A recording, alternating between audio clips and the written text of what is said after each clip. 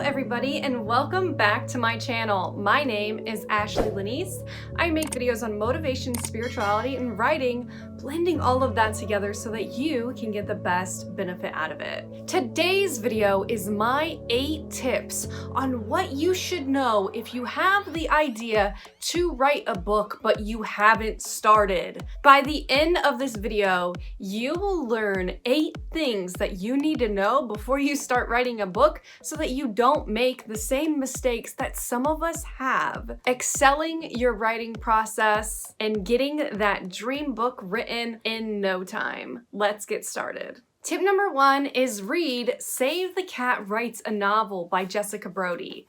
The reason why you should read this book is because Jessica Brody took the Blake Schneider beat sheet, which is a sheet of basically think of a story and the perfect recipe for a story. A man by the name Blake Schneider analyzed stories throughout history. He analyzed Greek mythology, Hollywood, everything. And what he did was he broke down stories in the story arc and found that stories that we love and crave all follow a similar plot arc. After he showed his findings to the world, everyone lost their minds. He was the one who broke it down for screenwriting, but then Jessica Brody took what he found and broke it down for books. And the reason why this is so powerful, and I would encourage you to read this book, and you can get it on Audible, which I'll link down below as well, is because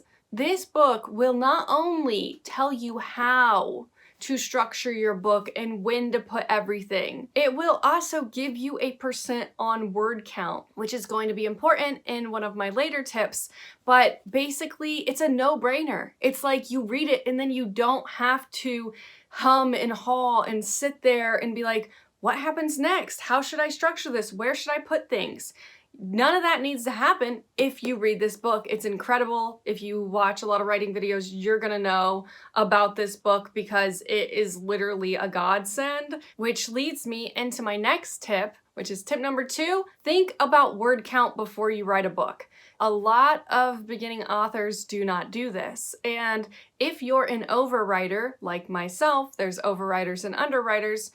If you're an overwriter, that's going to make you cringe because as overwriters, we're like, I just want to describe everything. I don't want a block. I don't want a limitation. I just want to write. And that's fine, like if that's your thing. However, when it comes time for you to submit to publishers and you see that they will not accept anything that goes past 100,000 words, you're going to have to rewrite it. You're going to have to edit the first copy and cut so many words. I made this mistake and now I am editing the book to my mermaid series and I have to take a 300,000 word manuscript and then condense it down into an 100,000 word manuscript. So young adult fantasy books typically range from 75,000 to 95,000 words. New adult fantasy typically ranges from 80,000 to 100,000 words. When you become a critically acclaimed writer, then you can go and breach into higher word counts. But in order to get your foot in the door with your first novel, you want to keep that word count down so that then you can actually submit your book when it comes time and you don't have to go through this whole elongated process of cutting the book drastically. My next tip is understand if you are a plotter or a pantser. So if you're new to writing, you're like, what is that? Plotters are people who think of the plot and actually like structure it. And pantsers are people who fly by the seat of their pants and just write and they don't think of how the plot's really going to go. Now, moving into this tip, I am a plotter, so this might not apply to you if you are a pantser. And the way that I would say you figure out if you're a plotter or a pantser is I would implore you to write 2 different stories. They can be really short, and plot one and pants one. And whichever one you feel more called to is usually the one that you would prefer to do. If you are a plotter, or even if you're a pantser, create an outline. Okay, pantsers can use outlines too, they're just loose outlines. That's why reading this book is so important, because even if you're not a plotter, especially if you're not a plotter, this book literally tells you the key plots that you should have. So when you're just flying by the seat of your pants, you're like, wait a minute, I know that the best stories have the dark night of the soul at this moment. At this word count, this is where something tragic needs to happen. So then you have a loose plot already if you read this novel, if you're a pantser. If you're a plotter, you can get deep into it. You can create an outline, which I would suggest to do digitally. You create a digital outline, and then you can fill all of the stuff that you need and have it up on your computer side by side while you're writing your book and you're looking at the outline here. My next tip is do research, especially if you're writing fantasy. Do research on the creature that you really want to write a book about, because sadly, a lot of times what I see happens in writing is people will research, let's say I really love tree nymphs. It's a book series I really want to write, except I haven't done the research yet, so I'm not going to start writing the book. Now, I did take a course in college. I took Greek mythology. There were tree nymphs, naiads, all that, and that really inspired me. However, I think that the best books have these really thought out worlds with more than one race in the book. People crave variety when they're reading. They want to know that your world has more than one race, more than one culture. So do your research. You're allowed to take myth and transform it and change it, because as Ovid said, who is someone who loved Greek mythology and studied all the different types and structures of Greek mythology, myth is allowed to be transformed and changed. But I would implore you to do a lot of research, because when you do that, you stand out in the crowd. And your book is more fleshed out than the others in your genre. My next tip is world build. World building is so important, because when you create the world, and this kind of goes along with research, but when you create the world, you make it feel real. And I would implore you to create emblems, create deep back lore and back history, like get crazy with it. Expand, expand, expand. Create your cosmology. How was the universe in your world created? What are you blending together? For example, in my mermaid book, I blend Greek mythology with Christianity together, and I literally wrote out how this happened when Greek mythology and Christianity got blended and intermixed.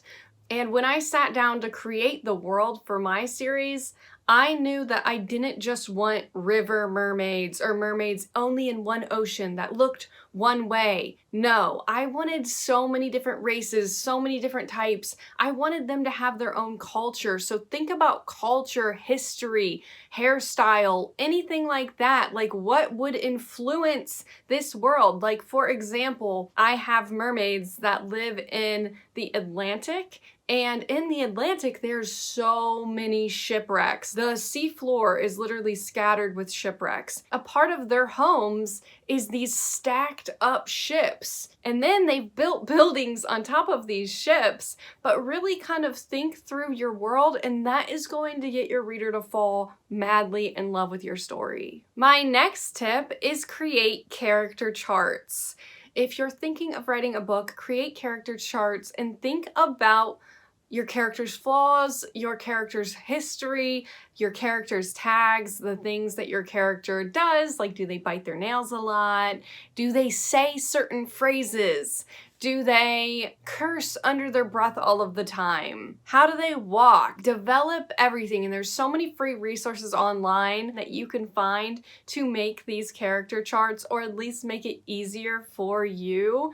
But also think of theme. Think of something that your character does that is unique to your character. For example, if your character is a painter, your character is always going to think about painting, think about their next painting. Or your character is going to think artsy. They're going to metaphorically think about things that relate to painting. Like his face was a canvas, and on it was the most beautiful masterpiece that I'd ever seen. Things like that. You want to take your character's hobbies and use them in metaphor. So have a running list of those. You can get so deep into it that you literally write your character's zodiac sign. You can think about zodiac signs too, and like pieces and parts of zodiac signs that you want to take for your character. And think about your character's dark room. Think about something that could be twisted in your character that you might never say. Think about things that are twisted that you will admit, but then think about things that they're never going to directly tell the reader. And drop little hints here and there, because that is going to make your character feel round and not flat. My next tip is to use Pinterest and create mood boards. When you're creating mood boards, it doesn't mean only find images that look like your character. Mood boards mean you think of your character. So for example, in my second book, I have a plan to create a character. Her name is Fairest. And she is very ditzy, playful. She's like wise, but it's really hidden. Like you just take it for her just being silly, but she's actually spouting wisdom. So when I look up things for Fairest, I want her to be blonde with golden skin, but I don't just look up people who are blonde with golden skin. I look up Disney characters because she is the embodiment of a Disney princess as well. So I look up Disney princesses, but when I choose the picture on Pinterest to create the mood board, I pick the picture that is emulating the mood of her. I don't just settle for the first Disney princess picture. And that is how you properly create a mood board for your character. And also, I look up innocent creatures like bunnies. I distinctly have this image of a rabbit's ears and the sunlight shining through them for her mood board, or like teacups and dainty things like carnivals, because she's also got this very twisted, crazy side to her. She on the surface seems super innocent, and she is, and she's playful, but she's also like up to no good and always down to cause thrill in her life and maybe not make the best choices, because Fairest is she's living to live, to express and to feel. She doesn't really like logic, so she just flows with the energy of the world. She dances through life and she makes it up as she goes. My final tip is think about the name that you want for your book, but don't get so attached to a name right off the bat. And the reason why is because one of the best pieces of advice you can get as an author is you don't want, be it characters or your book, to have a name that is already super powerful. For example, I'm a part of this writing community on Facebook, and I was talking to this girl about her book and I really loved it. And then she told me the name for her book, and then I was like, oh, just to let you know, there's a movie that has the name of that book. And she was like, oh, I know. And I'm like, you shouldn't name your book the same thing as a movie. Literally, Denzel Washington is in it. The reason why you don't want to name your book something that's already taken is because when you publish your book and you want the world to fall in love with it, you don't want to have to compete with Denzel Washington, because search engine results matter. I know as authors, we only want to care about writing, but you have to think of this. You don't want to name your book the same thing as a Hollywood movie, because your search engine results are going to go down and it just creates confusion. So have that in mind when you think of names for your book, and as you write your book, try not to get so attached to certain names as well, or make the name longer and unique somehow, because when you look up a name for a book, you want to Google the name that you want, and no books, no movies should come up. The search engine results should be so low, and you should be like, yes, this is what I should name my book, because no one else has taken this name, and my search engine results are going to be so high. And that's the same thing with characters. When you name characters in your series, you want to think about what these names are associated with, and you want to consider if you want your character to have that strong of a connection. For example, if you name your character Freddy, we all know the movies with Freddy Krueger. Like, you have to think about how that's going to connect. That is all that I have for you guys today. Thank you so much for watching this video all the way until the end. Feel free to check out my YouTube shorts and read the synopsis to my book in the link below, and I will see you all in the next video.